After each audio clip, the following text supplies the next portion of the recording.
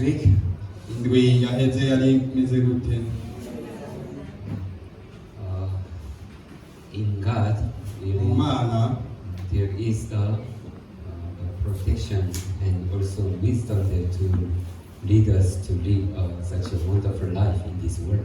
mu Mana hariho gukingirwa no kurongorwa kugira ngo tubeho ubuzima butangaje nk'ubu. That is what I see all the time. Icyo nama mbona iminsi yose. So even I believe God is among us. Ni ukuri ni mu byizere Imana iri hagati muri twebwe. He is leading us to live such a wonderful life, right? He is leading us to live wonderful life all the Iriko time. ituma tubaho ubuzima bw'igitangaza. Yes. Those who say Amen, God bless you. Abavuga amen, Imana ibahezagire. Let's open book of Matthew chapter 21. Reka twugurure Bibiliya muri Matayo ikigabane ca 21. Matthew 21 verse 12. Matayo ikigabane ca 21 umurongo wa 12 up to 17. gushika kuw'icumi. Matthew 21 Matayo ikigabane ca 21 verse 12 to 17. We read in Kirundi. kuva ku murongo wa 12 gushika kuw'icumi turasoma mu Kirundi. While we are reading Bible, those who sit behind, there's many empty seat here in the middle. So Mu gihe tuzoba turiko turasoma Bibiliya abari mu bibanza by'inyuma begere imbere hagaragara. Matayo ikigabane ca 21 umurongo wa 12 gushika kuw'icumi turasoma mu Kirundi. Yesu yirukana abahumanya urusengero. Yesu yinjira mu rusengero rw'Imana, ahindira hanze abadandariza mu rusengero n'abaruguriramwo bose, ahenura ameza y'abavunja amahera n'intebe z'abariko baragura kw'inuma. Arababwira ati, handitswe ngo ingoro yanje izokwitwa inzu yo gusengeramwo, ariko mwebwe mwayihinduye nk'isenga ry'abambuzi. Maze impumyi n'abacumbagira baza kuri we mu rusengero arabakiza. Abaherezi bakuru n'abanyabwenge b'ivyanditswe babonye ibitangaza akoze, n'abana basemerera mu rusengero ngo Hoziyana mwana wa Dawidi. Baritonganya baramubaza bati, urumva ibyo bavuga? Yesu arabishura ati, egome, ntaho murasoma ngo mu kanwa k'abana bato n'abonka waroranije mwishimwe. Abasigaho arasohoka mu gisagara aja i Betaniya ararayo.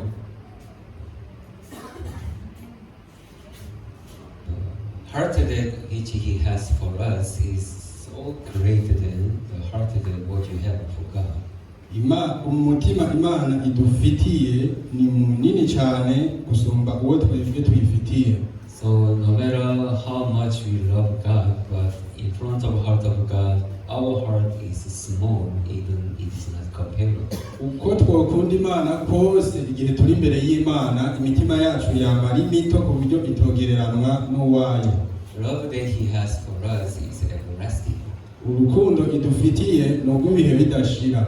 So though our heart is keep on change, and though our heart is can be betrayed, naho imitima yacu yoba yarahindutse gute, but God never betrayed us. God never departed from us. Imana ntiyigera iduhemukira kandi ntiyigera idusiga twenyene. So when we stand in front of God, ourselves become very small. Igihe duhagaze imbere y'Imana twebwe ubwacu duhinduka utuntu duto duto. And when we found the love of God, we cannot help but to enter into rest and then rejoice with God together. Iyo tubuye urukundo rw'Imana nta kindi kintu dukora atari kunezererwa muri yo. Yesterday when you have a marriage brothers meeting, we share a word in book of Psalms.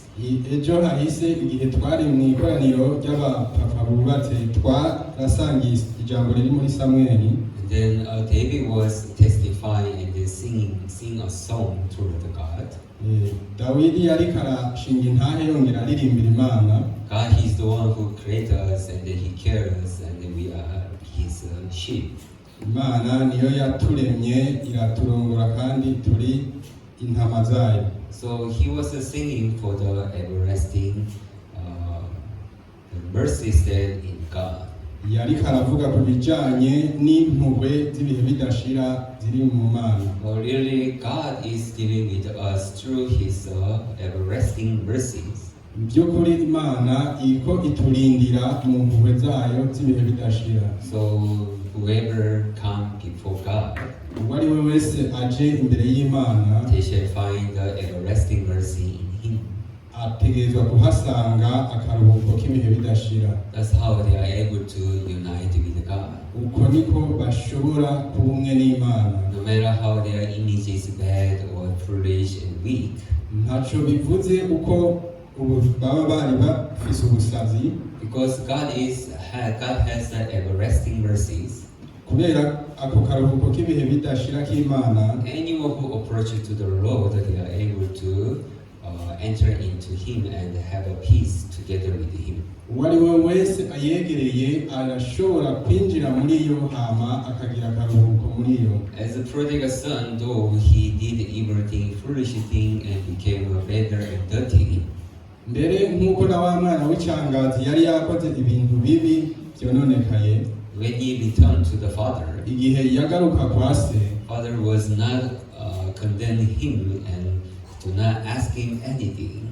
se wiwe nta rubanza yamuciriye, nta n'ikintu na kimwe yamubajije. Just father was hugging him and just give all good things and new things to him.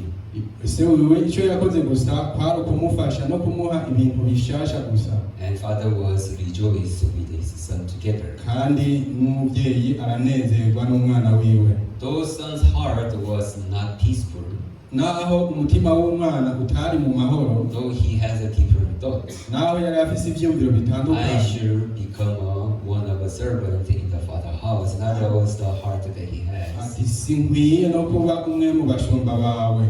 But in front of the love of the father, Ariko imbere y'urukundo rwa se, all the thoughts, even all the foolishness, every weakness that he has now became nothing. ivyo byose yari afise izo ntege nke imbere ya se byacitse ubusa. That's how he was able to rejoice together with the father in peace. Uko niko yashoboye kunezeranwa na se mu mahoro. Likewise, even heart of God is the same. Cyo kimwe n'umutima w'Imana nuko nyene. That's why God was able to give us the forgiveness of our sin. Uko niko Imana naco gituma Imana yashoboye kuduha guharigwa ibyaha. Many people do not understand about heart of God clearly. Abantu benshi ntibatahura neza na neza umutima w'Imana. Since God decided to send His Son Jesus to us, kuva Imana ihisemo kurungikira umwana wayo Yesu Kristo twebwe, God decided that not to deal with the people through the law.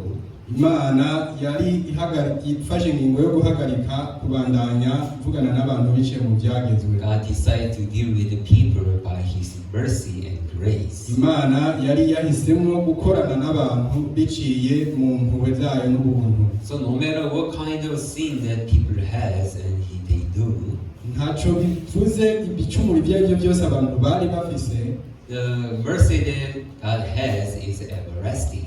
impuhwe Imana ifise ni iz'ibihe bidashira. So God was able to forgive all the sin enoughly for all of our life. Imana yarashoboye guharira ibyaha byose mu gihe cy'ibiringo bidashira. So now the way how God is dealing with the people is through His mercy, which is everlasting. Rero muri kino gihe naho nyene uburyo Imana iriko ikorana n'abantu, ikorana nabo biciye mu mpuhwe z'ibihe bidashira. It is no longer to judge and to curse us. Si mu buryo bwo kuducira urubanza no kutuvuma. That is what God has fulfilled everything through the Jesus Christ. Kubera Imana ibyo yarabimaramaje byose muri Yesu Kristo. But still people misunderstand about heart of God and the mercy of God.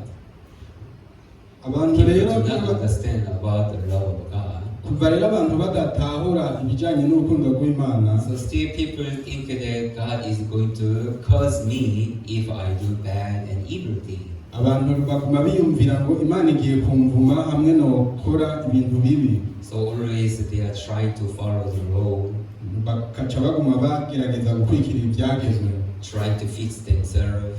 bagerageza kwishikamisha. If they found themselves in evil, hamwe bisanzemwo ikibi kanaka, they are asking for forgiveness. baca baja gusaba imbabazi. So continually, people do not have a freedom about their sin. ubudasiba rero usanga badafise uno mwidegemvyo w'ibyaha byabo. But now clearly Bible is testifying ariko ubu Bibiliya irashinga intahe neza na neza how God loves us and that He is willing to forgive all of our sins with Jesus. ukuntu Imana idukunda n'ingene yashoboye kutubabarira ibyaha biciye muri Yesu Kristo. That's how He has made us perfect forever. uko niko yatugize abatunganye ibihe bidashira. He made us free, so there is no more any other condemnation those who are in the Jesus Christ. yashiraho n'isezerano rivuga yuko atarubanza ruzoba ku bari muri Yesu Kristo. That's how God has changed it completely. uko niko Imana yahinduye buri kimwe cyose. And really now He is willing, He's so happy to deal with us through the everlasting mercies that in Him. ubu rero niko Imana inezerewe no gukorana n'abantu biciye muri buno bugingo budashira. So really ourselves, there is no one who can boast about ourselves in front of God. by'ukuri twebwe nta n'umwe ashobora guhagarara ashikamye imbere y'Imana, Because all the condition that how we can be called to become a righteous, we are righteous. ariko biciye kubera uburyo bwose twohagarara imbere yayo turabera, It is only by the everlasting mercy in God. byoba biciye mu mpuhwe z'ibidehe bidashira gusa. So if there wasn't everlasting mercies in God, hamwe hatobayeho zino mpuhwe z'ibihe bidashira, even now we cannot call ourselves righteous but to say sinner. ndetse n'ubu ntitwokubahutse kuvuga ko turi abagororotsi, twovuze ko turi abanyabyaha. So even in our life, no mu buzima bwacu, if we really knew about our image, hamwe by'ukuri twomenya ishusho yacu nyakuri, though it seems like I am a good, I do not do bad thing, or I'm not such a foolish one. naho uwo kwiyumvira ngo uri mwiza, uri ntore, nta bibi ukora, But in the eyes of God, all people are dirty, evil, and foolish. ariko mu myonga zohoraho abantu bose baranduye kandi n'ibipfu. There's none, even one single thing to boast about with us. nta kintu na kimwe twaba dufise cyo kwirarira imbere y'Imana, Because the Bible says anyone who stands in front of God, God makes their mouths to be closed. kubera Bibiliya ivuga ngo uwo ari we wese yegereye Imana, Imana nayo iramwegera. When we stand in front of God, we become speechless. igihe duhagaze imbere y'Imana tuba nta jambo dufise. There's nothing there which you can talk about myself in front of God. That is how we are. nta kintu na kimwe mba mfise canje novuga imbere y'Imana kijanye n'ukuntu meze. But though we are nothing in front of God, but we have something small to boast about myself or to trust of myself. ariko nubwo tumeze gutyo imbere y'Imana, usanga dufise ibintu byacu tuguma twizigiye imbere y'Imana. We are such an evil one that who must go to heaven. twari abantu b'abanyakibi bo kuja mu muriro utazima, But Bible testifies that by the grace only, ariko Bibiliya irashinga intahe ngo biciye mu buntu bwonyene, by the mercy, biciye mu mpuhwe we got saved. twaracunguwe And we have been called righteous. kandi duca twitwa And made abagororotsi, perfect forever. twaratunganijwe ibihe bidashira. Amen. Amen. That is who we are. uko niko turi, But Satan deceived us. ariko Satani amaduhenda, So he made us to forget who we are, how we have been called to be righteous.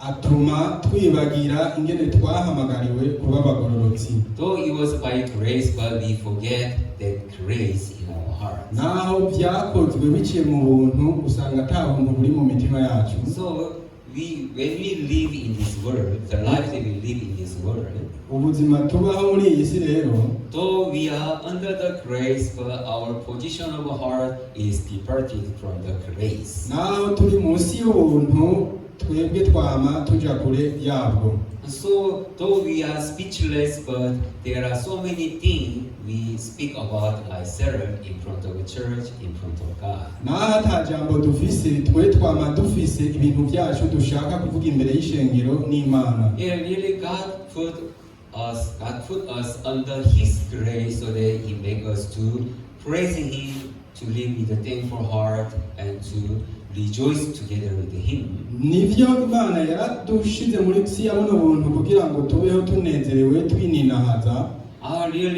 I remember how I received salvation is by His grace and mercy. So I'm so thankful. I'm so happy to be together with God. That is the heart that God has put in us. Ngo tuvuge ngo by'ukuri ndanezerewe nuko nacungwe n'ubuntu bw'Imana, ndanezerewe no kuba hamwe n'Imana. But time to time, when you live together for the gospel in the church, ubudasiba iyo tubanyeho n'ubutumwa bwiza n'ishengero, we found that we forget thankfulness and happiness that which God has given in our life.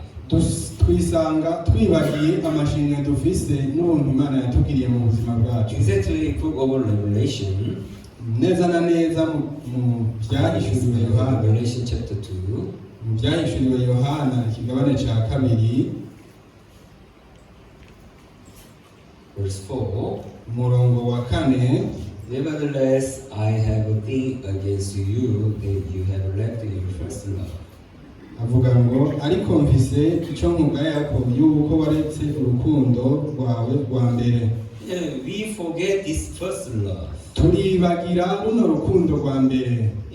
Really, with the moment we discovered the truth and we found the grace and salvation, by'ukuri kuva igihe tuvuye runo buntu tukabona yuko turi imbere y'Imana turabera. Really, we cannot help but to have only thankful heart toward God. Twari dukwiye kugira ikindi kintu tugira atari amashimwe. That's how God, you loved me so much, and you decided to forgive and to wash all of my sins. Mana, uku niko ukunda ubugingo bwanje, niko wahisemo kumbabarira ibyaha. We are being united, but ariko uko niko twari kwiyunga n'Imana. In our life, we slowly by slowly forget about this love that God has given. Ariko mu buzima bwacu tugenda twibagira buke buke ubwo rukundo Imana yaduha. So in our spiritual life, always the things which we have to do. Mu buzima bwacu bw'imwe mu bintu twari dukwiye gukora. It is verse 5. Ku murongo wa 5. Remember therefore from where you have fallen, repent and do the first work. Havuga ngo nuko niwibuke aho ibikorwa nk'ivya mbere, nuko niwibuke aho wavuye ukagwa. Aho wavuye ukagwa wihane ukore ibikorwa nk'ivya mbere. Okay. What does it say? Repent and do the first work. Wibuka aho wavuye wihane ukore ibikorwa nk'ivya mbere. That is the word which is always following in our spiritual life. Ubwo nibwo buzima bwari bukwiye gukurikira mu buzima bwacu. Though we got saved, though we receive salvation, naho twakiriye agakiza, naho twacunguwe, it doesn't mean that our heart is dwelling with God all the time. Ntibisigura ngo twama tubayeho turi kumwe n'Imana igihe cyose. Because even Satan tried to tempt us and to make us to fall down. Kubera n'umugwanizi yama ariko aradutega ngo tugwe. So there are so many kind of temptation and the test from the Satan. Rero haba hari ibigeragezo byinshi n'ibibazo byiwe. So that he make us our heart to depart from the first love. Kugira umugwanizi atume twibagira urukundo rwa mbere. So we forget about grace. Kugira twibagire ubuntu. We forget about this gospel. Kugira twibagire buno butumwa Forget bwiza. about who we are. Twibagire abo turi. So continually we have a habit to go according to our flesh, our own way. Ubudasiba rero duca tubaho twumva dufise bino byifuzo byo kugenda gutandukanye. So without doing this repenting in our life, in our heart, hatabayeho kuno kwihana rero mu mitima yacu, we cannot help but to go our own way, which is departing from gospel church, so just living for according to flesh only. ntaco tuba dusigaje atari uko gusa duca tuja kure y'ishengero tugatangura kubaho bivanye n'imibiri yacu. Salvation is not everything. Agakiza si ikintu icyo ari cyo Important thing cyose. is to stay with God in unity. Agakiza ni ukugumana n'Imana mu bumwe. That is the more important things after salvation. Ico nico gihambaye inyuma yo kwakira agakiza. Salvation is just it is the like a works that make us to unite with God. Agakiza ni bijya bikorwa bituma tubandanya kunywana But n'Imana. Satan is trying to destroy this unity. Ariko umugwanizi yama ariko aragwanya bino bikorwa So though by'ubumwe. we discover the truth, Naho tubuye ukuri, continually Satan make us to betray God, to make us to go our way according to flesh. Satani aguma ubudahesha aturongorera mu kubaho mu mubiri ngo dutandukane n'Imana. That's why even Jesus Christ knew how Satan works and to tempt us. Uko nico gituma na Yesu yarazi ingene umugwanizi akora kugira tugerageze. So always even Jesus Christ work in our heart to protect us from the Satan.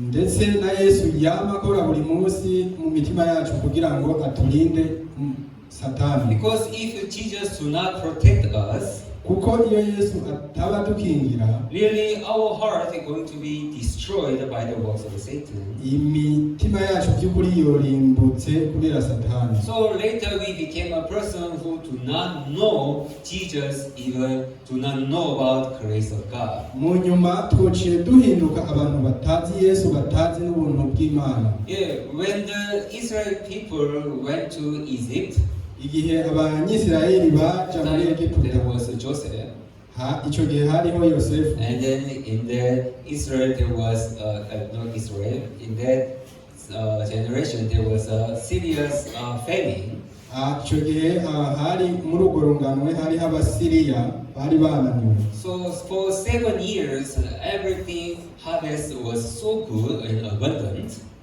Ico gihe hariho igihe c'inzara, imyaka indwi ya mbere abantu barimbuye cyane. But after 7 years, another 7 years was a serious famine there, whereby they are not able to gain any single food. Ariko mu myaka indwi ikurikira haca haba inzara aho ata muntu n'umwe yashobora kuronka ibyo afungura yimbuye. So God has told them this famine is so serious, so even they will forget about the 7 years that which they harvest alone. Bibiliya ivuga ngo iyo nzara yari ikomeye cyane ku buryo muri iyo myaka indwi bibagiye ibyo bari bimbuye mu myaka ya mbere. Isn't it? Do you understand? Yes. Right, guys, even our spiritual life. Rero no mu buzima bwacu bw'impemu. Yeah, after receiving salvation, we found the grace and so happy. Everything was so good. Inyuma yo kwakira agakiza turagira umunezero, ibintu byose biba bimeze neza. But in our life, when you go through the trials, difficulties, problem continually, Ariko mu buzima bwacu iyo tugiye mu bigeragezo n'ibihe bigoye ubudasiba, usually those circumstances is enough to make us to forget about first the love, grace, mercy that which God gave to us. icyo gihe ibyo bihe biba bikwiye kugira ngo bidutandukanye n'Imana twibagire ubuntu bwayo. So even God knew they will forget what they received before. Mbere n'Imana irazi ngo bazokwibagira ibya mbere. That's why God has prepared Joseph Nico gituma Imana yateguye Yosefu to make people remember how God was wonderful and God was amazing, and He is full of the mightiness. kugira ngo aza bibutse ingene Imana ari nziza, ingene itangaje, ingene ifise ubushobozi. So though Israel people was going through the famine, naho abanyisirayeli bariko baraca muri bino bihe still they by'inzara, could be together with God and remember God in their life. barashoboye kugumana n'Imana baguma bayibuka. Those famine was not able to make people to go far away from God, even to forget about God, even to betray God. It never affected their spiritual life. Iyi nzara ntiyatumye abantu bibagira Imana ngo bayije kure, ngo bayihemukire. Do you understand what I'm Murabitahura? Are you together? Turi kumwe. Likewise, even our life, Natwebwe mu buzima bwacu we are facing full of a challenge, turiko turahangana n'ibihe bigoye many byinshi, trials, ibigeragezo byinshi, many difficulties. ibihe bigoye byinshi, And those circumstances enough to to make us to betray God, even make us to depart from the faith to believe in ibi God. bihe rero usanga bihagije kugira ngo bishobore kudushira kure y'Imana no kuyihemukira. And that is how the world things are happening in our life. Ibi rero nivyo biriko biraba mu buzima bwacu. So if we are looking at also only the circumstances, Hamwe rero duhanze amaso ivyo bihe there is gusa, no hope at there. nta byizigiro na bike So bihari. many trials, so many worries and sadness is always Maganya facing in front of menshi, us. ibigeragezo byinshi. So is enough, powerful enough to make our heart to disappoint. Birahagije mu mitima yacu kugira ngo bitume tucika intege, So there is enough to make us to go our own way according to flesh. kugira dushobore kuja mu nzira zacu zijanye n'umubiri. That's why God said that I will be with you. Even Jesus said that I shall be with you till the end of the world. Nico gituma Imana yavuze mbere na Yesu ati nzoba kumwe namwe gushika ku muhero w'isi. Like Joseph, whom prepared by God in advance to make them to avoid those famine. Nka kurya Yosefu yari yateguwe imbere n'Imana kugira ngo bizofashe abanyisirayeli guhunga iyo nzara. Even Jesus Christ decided to be with us, to be there, to prepare in advance for us. Mbere na Yesu yahisemo kuba kumwe natwe kugira ngo adutegurire iby'imbere. So that Jesus is the one that who became like Joseph to prepare everything for us in advance. Rero Yesu yacitse nka kujya kwa Yosefu yatuje imbere kugira ngo atwitangire. So that he became our strength, our power. Kugira ngo acike ingufu zacu n'inkomezi. Though we are facing many famine in our life, Naho turiko turahangana n'inzara, but he became a way there to show us how we have to go, how we have to do in this world. yatubereye inzira y'ingene dushobora kugenda no gukora muri iyi si. So even Jesus Christ, when he decided to be with us, Ndetse na Yesu igihe yahitamwo kuba muri twebwe, Jesus knew what kind of a heart there to make ourselves to destroy. Yesu yarazi ati mbe n'umutima ki aba bantu uzotuma barimbuka. Sincerely, he is against all the different heart that which he doesn't like in our heart. Kuva ari agwanije bino vyiyumviro n'umutima utandukanye, So that the one that which will affect our life, ku buryo umunsi umwe vyari the kudushika. heart that which will destroy us our faith. Uwo mutima wari kurimbura ukwizera kwacu. Jesus is against him continually in our heart. Yesu aguma awugwanya ubudasiba mu As buzima Jesus bwacu. Christ is holding a stick and then to chase away all that other people from the temple.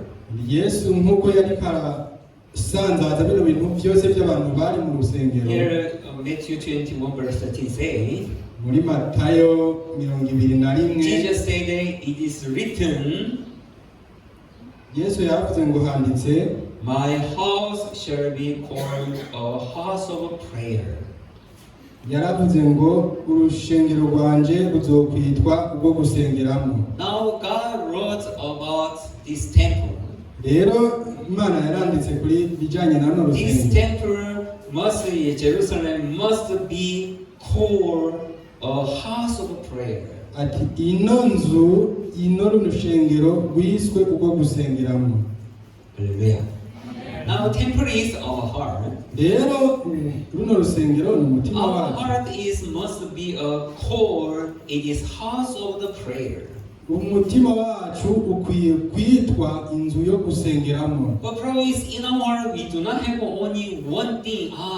It is the place where I must carry Christ, Word of God, Gospel, God, Church, so that I shall deal with spiritual things that which God gave me. Ariko imitima yacu niguma yumvira ati iki ni kibanza nkwiye kuzigamiramo Yesu, ijambo, ishengero kugira ngo ngume ndongowe neza mu buzima. Because it is written like that, Ariko kubera byanditse so I have to keep this in my heart. ati niye kubigumiza ku Because mutima. God says so. Kubera Imana yabivuze Because gutya. it's written about my heart. Kubera byanditse ku bijyanye That's why n'umutima I should wawe. be like this. Nico gituma byategerezwa kumera nk'uku.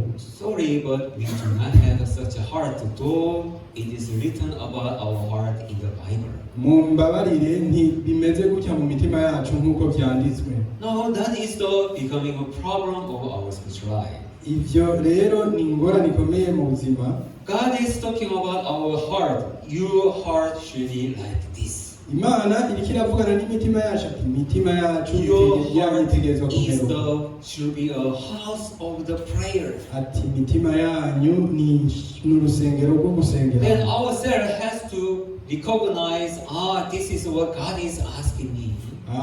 Twebwe ntitushobora kumenya ati ibi ni vy'Imana ikibazo. But I have so many other things in my heart. Mfise ibindi bintu. And those other things really deserve, not makes my heart to be a house of the prayer. Ariko bino bintu usanga bidatuma umutima wanje uba inzu yo gusengeramo. I have so many other things to have, like trading, even to exchange of the money. Ndafise ibintu vyinshi bijanye no kudandaza, kuvunja amahera. I made my heart become a place where I do so many kind of business. Tumye umutima wanje uba ibintu byinshi nkoreramo by'ubucuruzwa. So that Jesus, even the word of God, wasn't able to stand in my heart. Kushikaho Yesu atashoboye guhagarara mu mutima wanje. It is the things which Jesus doesn't like it. Ibi bintu Yesu ntabikunda. It is the things which God doesn't like it. Ibi bintu Imana ntibikunda. Then finally I cannot help but to be destroyed.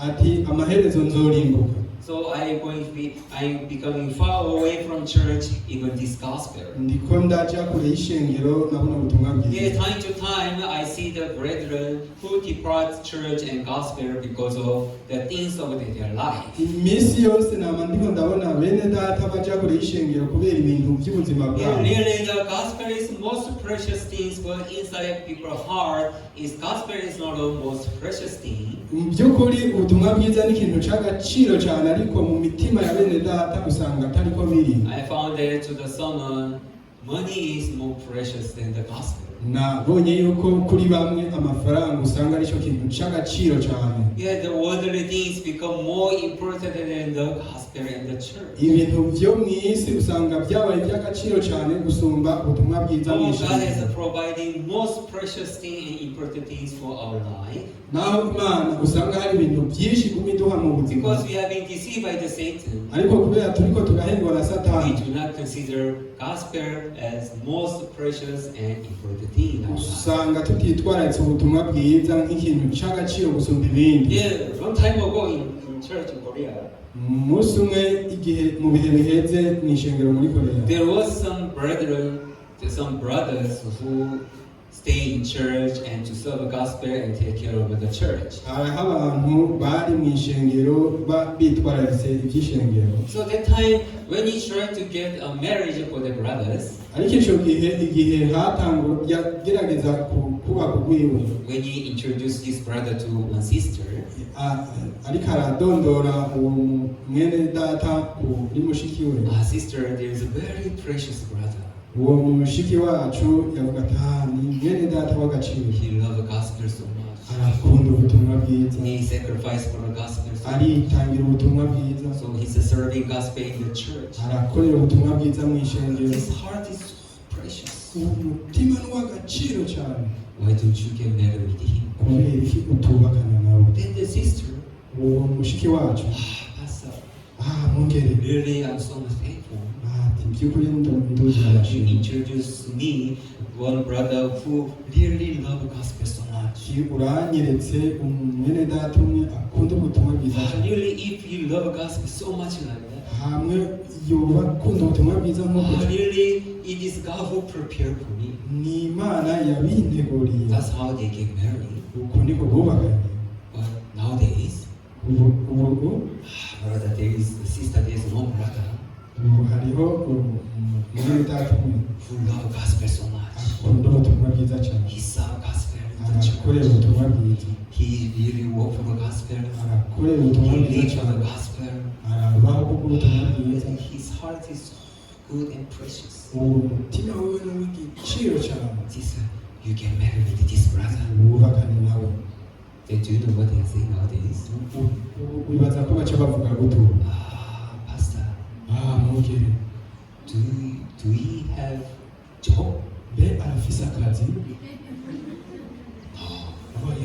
say he loved gospel. navuze ko akunda ubutumwa He bwiza served gospel. arakorera ubutumwa bwiza He really sacrificed himself for this gospel. mu by'ukuri aritanga kugabanya ubutumwa So precious. by'agaciro cyane Pastor, mwongere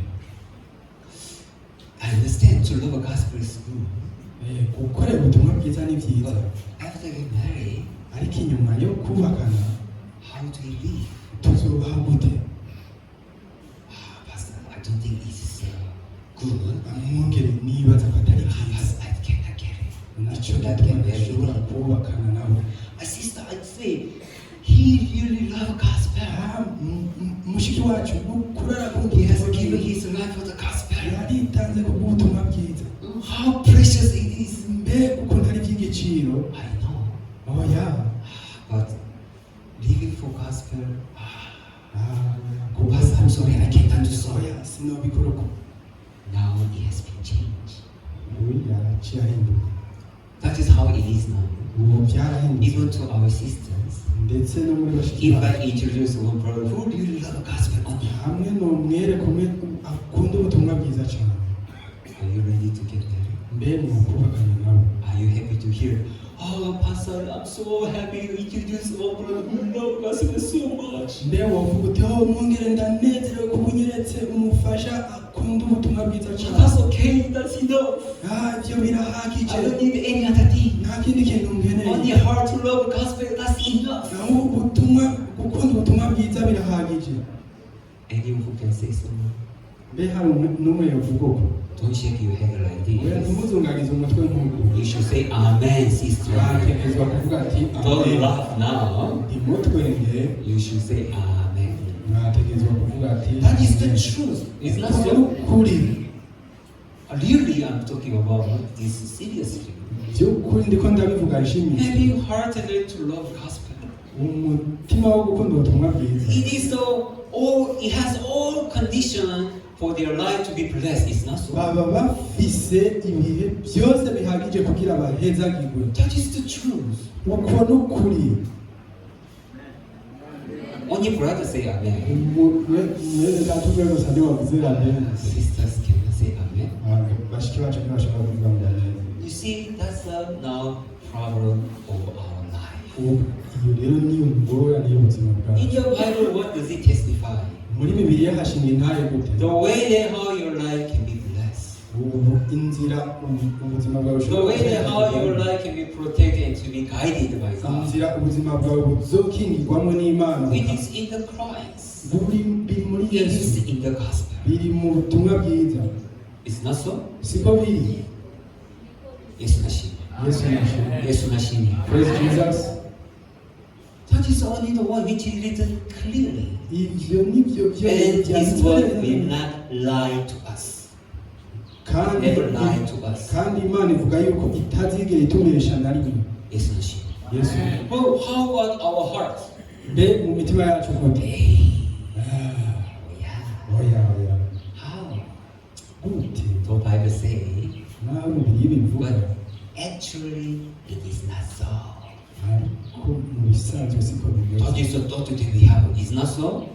ibyo nibyo byumvira dufise sibyo So when I try to introduce one sister or one igihe brother, nogerageza kudondora mwene data umwe kuri mushiki wacu first of all, they do not think, pastor is introducing one member who really love gospel. They do not expect ikintu that. cya mbere botangura kwiyumvira si ukuvuga ati mwungere andondoye umuntu akunda ubutumwa bwiza cyane How good brother and good sister is going to introduce to me. mbega ukuntu ari byiza kuri mwene data na mushiki wacu Isn't it? sibyo Now, when I see our heart, ubu iyo ndabye imitima yacu really our heart is departed from God. by'ukuri imitima yacu yagiye kuri We have a heart then to depart from this gospel. tugafise ino mitima yo kuja kure ya Time to time, I was saying like this. buri gihe naba ndabivuga Though we are together now, naho turi kumwe uyu munsi but the one that who have a different heart, ufise umutima utandukanye they cannot be together continue.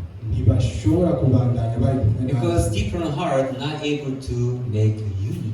kubera umutima utandukanye ntushobora kugira ubumwe. The way how our life can go in the same way.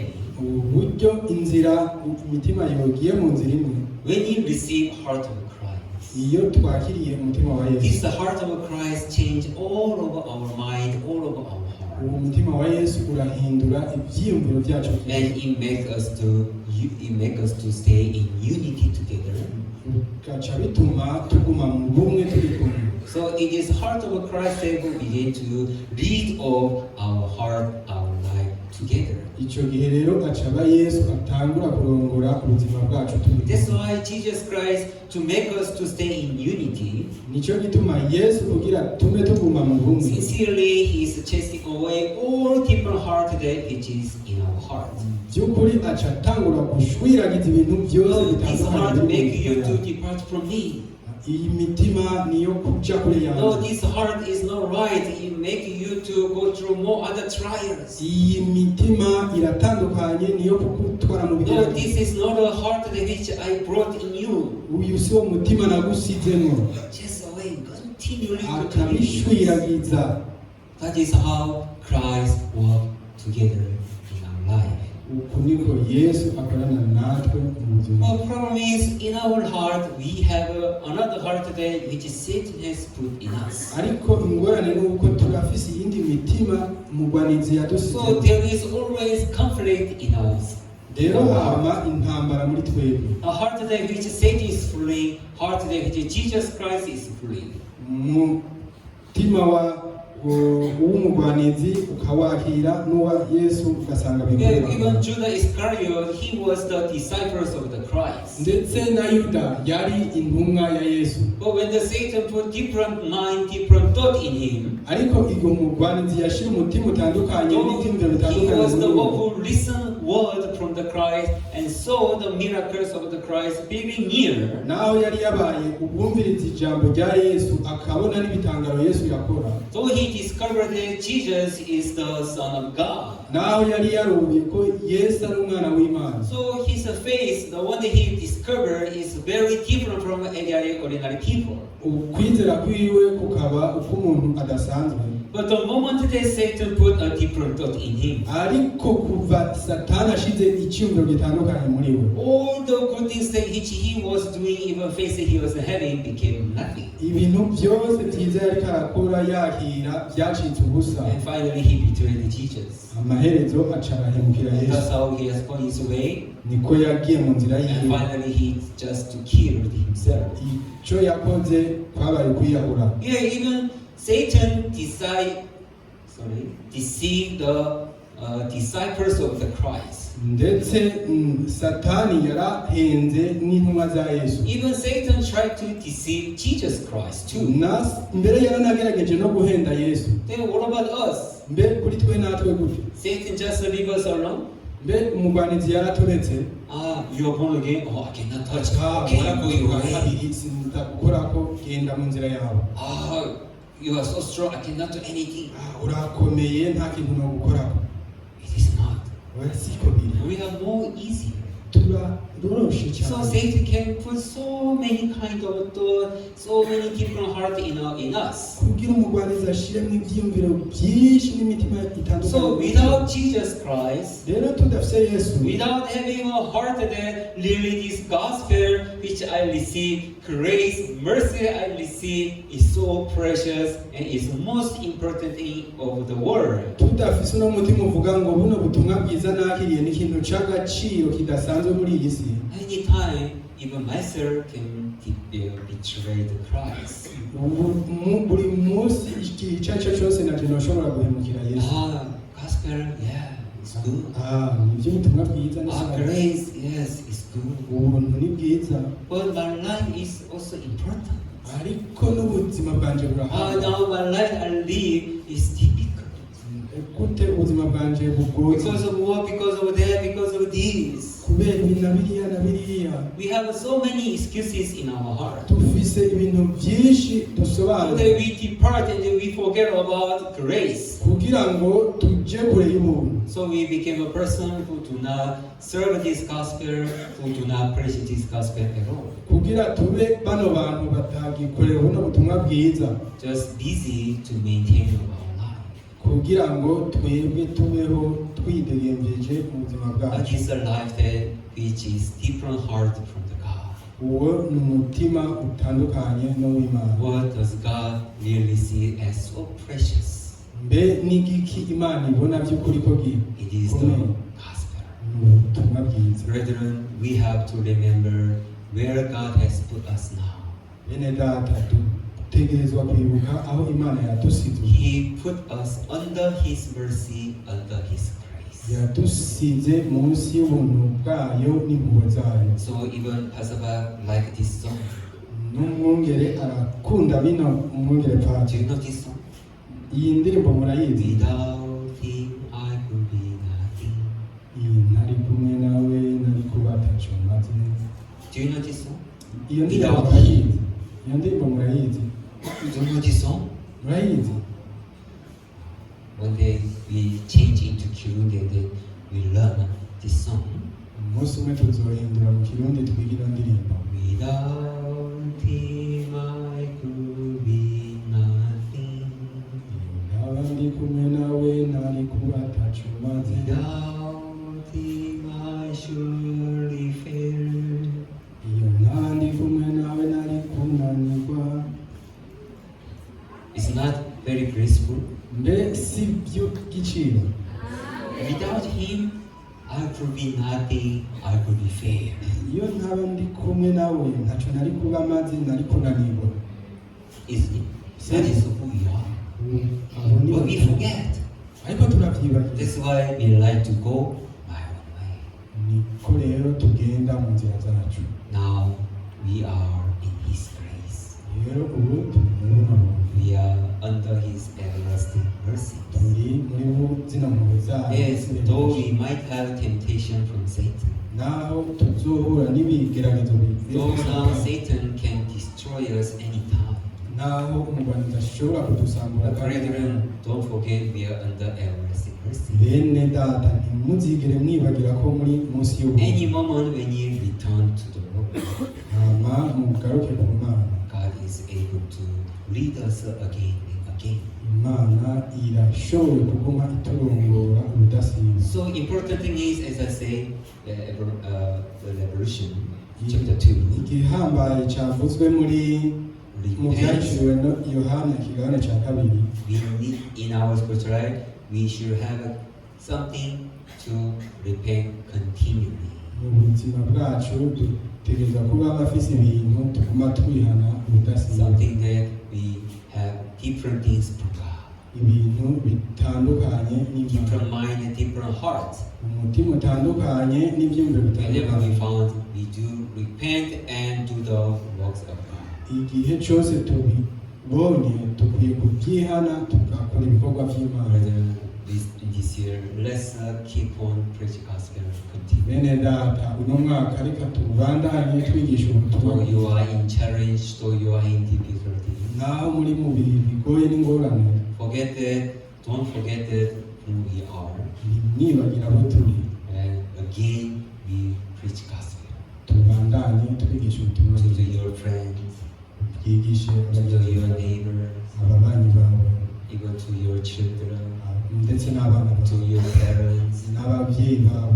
We have to keep on preaching this gospel. Dukwiye kubandanya twigisha mu butumwa bwiza. And really, I believe God is going to lead our life again into the way of grace and blessing. Kuri ndizera ko Imana izobandanya iturongorera mu buntu bwayo. When Israel people found God, Igihe abanyisiraheli they are so happy. baranezerewe. But finally, they have decided to worship God who idols that they like. Ariko amaherezo bagiye gusenga ibigirwamana bakoze. They outwardly just seems like they are doing what is good for them. mu biboneka inyuma babona umenga bariko bakora It byiza seems like it can be blessed their life. ko bizohezagira ubuzima bwabo, But finally, it wasn't a way that which God pleased with. ariko mu mpera ntivyabaye inzira Imana inezererwa. So finally, God caused their life, Imana rero yaciye iva mu buzima bwabo, makes them to return continually to the Lord. nico gituma baciye bigira mu isi. But problem is, though they are passing through the trial, but no one wants you to return to the God. Ingorane nuko naho bariko baraja mu nzira itandukanye nta n'umwe yashatse kugaruka ku Mana. So finally, they became a captive by the Babylon. Ico gihe baciye baba inyagano z'abanyababironi. That's how Israel was completely destroyed. Uko niko Isirayeli yose yarimbutse, Because they are not repented and returned to the Lord. kuko ntibari bihanye ngo bagaruke kuhoraho. Is not so? Siko biri? Yes. That is the heart that which makes them to be destroyed completely. Uwo ni wo mutima watumye barimbuka. Let's think about ourselves. Reka twiyumvire no kuri Heart twe. that which is departed from the gospel. Imitima iriko ija kure y'Imana, After we depart from the gospel, what foolish things we have done? inyuma yo kuja kure y'ubutumwa bwiza, mbe n'ibiki biyobeye twakoze, What kind of evil things that we have made? mbe n'ibiki by'ubugesera That's twakoze. how our life went through many trials and many challenging difficulties. Uko niko ubuzima bwacu bwagiye mu bigeragezo n'ibihe bigoye cyane. That unrepented heart, unrepented mind is the one that God doesn't like. Uwo mutima rero utihana n'ivyumviro bitahindukira ivyo Imana idakunda. Let's remember first love. Reka twibuke urukundo rwa mbere. And let's have a first repent and have a first the works of God in our life. Reka tushire imbere ibikorwa by'Imana mu buzima So bwacu, that the one who is with everlasting mercy, kugira ngo umwe ari kumwe n'impuhwe zidashira he shall be with us, abe kumwe natwe, we care of our life, yitware ku buzima bwacu, protect our life as well, akingire ubuzima bwacu neza, so that he will lead you into the way of grace, so that we can live joyfully in this world. kugira azoturongorere mu nzira y'ubuntu tubeho tunezerewe. Amen. Amen. Amen. Amen. Really, as I was saying, I wish all our brethren by'ukuri nk'uko nariko ndabivuga, nari nifuza yuko bene data bose munezerwa na mu butumwa bwiza. Really, this gospel is the one that can make us to be happy in this world. By'ukuri buno butumwa bwiza nibwo bwonyine bushobora gutuma tunezerwa muri But iyi if si. we have a different heart, Ariko hamwe dufise umutima utandukanye, finally cannot help but to depart from this gospel. amaherezo tuja kure ya buno butumwa Because bwiza. Satan will never just leave us alone, but continually try to destroy us. Kubera umugwanizi ntazotureka ariko azoguma ashaka So kuturandura. he put different heart, different thoughts continually. Azoguma ashira bino vyiyumviro bitandukanye n'imitima itandukanye muri twebwe. Even recently, I faced one person that who has a different heart. Mbere vuba na vuba ndaherutse guhangana n'umwe muntu yari afise ivyiyumviro bitandukanye. And I knew his heart was like that a long time. Ndazi ko umutima we wari umeze uko kuva kera. But I was keep on praying that his heart to return to the gospel and stand in front of God by faith. Ariko nagerageje gutuma umutima we ugaruka ku Mana no mu kwizera. But continually he was looking for a way that how his life can be successful. Ariko we ubudahesha yaguma ariko araraba ingene ubuzima bwiwe bwoba akaroruhore. If he lived with this kind of a heart, really anytime he can betray the church, he can depart from the church. Kuva agifise uno mutima yari umuntu ashobora guhemukira ishengero. So my heart was so sad. Rero umutima wanje That wari is not ubabaye. a heart that which can bless his life. Ati uyu mutima si uzoheza ubuzima. That is not a heart that which can make his life successful.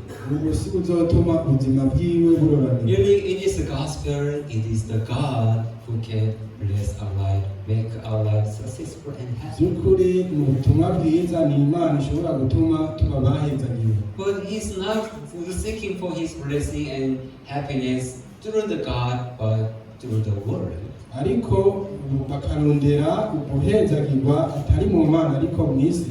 So I was so sad about it. rero nari mbabaye cyane. Brethren, really all our happiness, blessing is in the gospel. Bene data, by'ukuri umunezero wacu wose uri mu ishengero. That's why God now blessing us, because we are in the gospel. Nicyo gituma Imana itegerezwa kuduhezagira kubera ko turi mu butumwa bwiza.